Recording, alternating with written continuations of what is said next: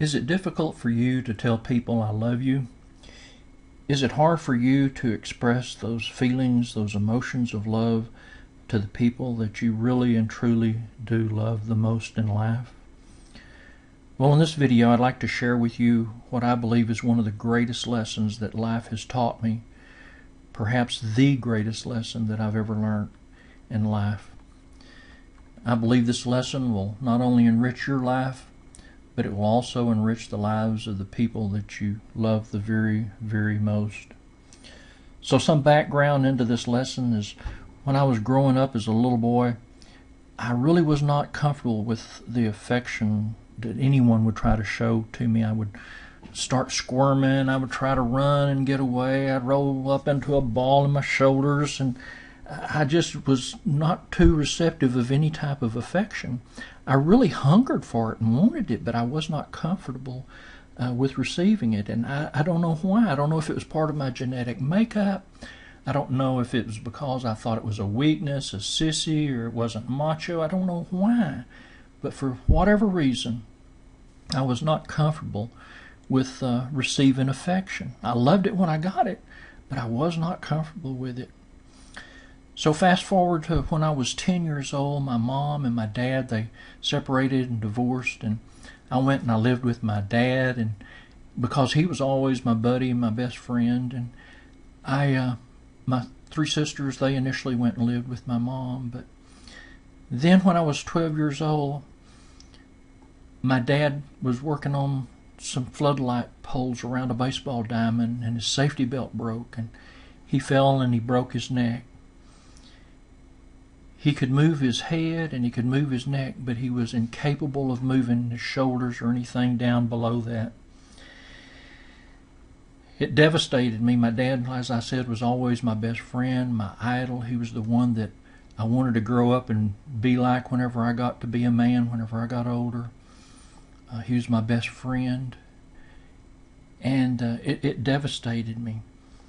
I'd taken with my grandparents, I would help to take care of my dad, and we would feed him his food, and we would hold his cigarettes, and we had to roll him into different positions in the bed so that he didn't develop bed sores, and we'd have to exercise his arm and his legs so that his muscles didn't tighten up, and we had to clean up after his bowel movements, and after his kidneys emptied, we'd have to empty that out. And yes, it was truly a labor of love, and it was a daily labor of love, but it did not negate the importance of verbalizing love one to another. And that was something that we really did not do as a family. So when I was 18 years old, I went to visit my dad in the hospital, and nobody told me. Maybe they didn't know. To this day, I have no idea whether they knew or not. But as I began to leave the hospital, my dad told me that he loved me. And when he did that, it just disarmed me. It devastated me. I didn't know how to respond. I wanted to tell him that I loved him. I wanted to reciprocate it, but I could not. I could not force myself. I could not make myself tell my dad that I loved him. I know that he knew that I loved him, but I needed to tell him that I loved him, but I could not bring myself to do it. Sure, actions speak louder than words, but words are also important. From that day forward, I determined that I was not going to raise my children that way. I was going to create an environment where it was comfortable and easy for me to tell my children and my wife that I loved them. And by doing that, hopefully they would be able to reciprocate their feelings back towards me with ease and with comfort. And you know, to this very day, if I don't frequently verbalize that I love the people that are dear to me, it begins to start getting more difficult again for me to verbalize these things.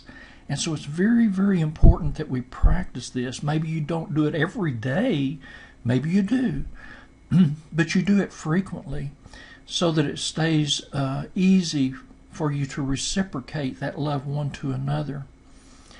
Today I have 5 grandchildren. And one of the little boys, he's 5 years old right now, and he comes in the door and he runs from me because he knows I'm going to grab him and hug him, and I'm going to tell him that I love him. And he's not comfortable with that. He kind of does make a little game out of it. He'll run and he'll laugh and we'll play a little game of chase, but he's not comfortable with the affection thing. Now I know, I can tell it in his eyes and the smile on his face, that really he's loving that affection, but he's not comfortable with it. And as they say, the apple does not fall too far from the tree. You see, that little boy is me. And again, I don't know whether he got it through genetics. His two siblings, they both can show affection, and it comes very, very easy for them. So I don't think it's something that they have. I know it's not anything they've seen at home. Their mom and dad are very affectionate and very loving and very verbalizing people when it comes to love. So I don't know if it's in his genetics or where it comes from, but he has difficulty with the whole affection thing. And then I've got to tell you that while I was creating this lesson, God sent a special blessing to me, and that was I got a text message on my telephone, and I opened it up and I read it. And I have two grandsons that are in their first year of college, and that text message that I got, it said 3 words in it. It said, "I love you." Here is this college young man sending a message to his granddad that says, "I love you." Now, don't you know that was special? Because he didn't have to do that. Nobody prompted him to do it. He just did it because he was feeling it. He did it because it was easy for him to reciprocate love to me, because we had practiced that all those years. If I had not begun to do that whenever his mama was a little bitty girl, then I dare say that he would not feel comfortable with expressing that love towards me that he does today. It would not come easy for him. But I think it was preordained of God and a special blessing that in the midst of me creating this lesson on love, I get a text message from my grandson that said the 3 most powerful words in the world: "I love you." Yes, actions speak louder than words, but that does not negate or nullify the need for us to verbalize our love one to another. If it is difficult for you to verbalize your love, then it is of the utmost importance that you do exactly that. Tell the persons that you love, how much that you love them. It might be difficult at first, but it will get easier with time. It will profoundly affect your relationships. Some of you will say, "I don't need to do that. They know I love them." But you are exactly the person who needs to put this lesson into action. You are deceiving yourself and making it sound like you're coming from a vantage point of strength, when in reality you are very, very weak in this area. You might be Superman, you might be Superwoman in other areas of your life, and still when it comes to the ability to express your love to the people that you do love, your backbone turns to jelly.